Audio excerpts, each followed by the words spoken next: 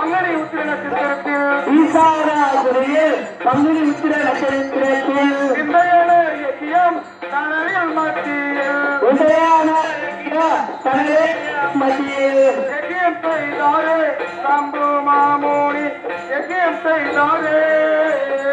விஜயம் செய்தாரே சம்பு மாமுனி விஜயம் செய்தாரே யக்கியம் செய்தாரே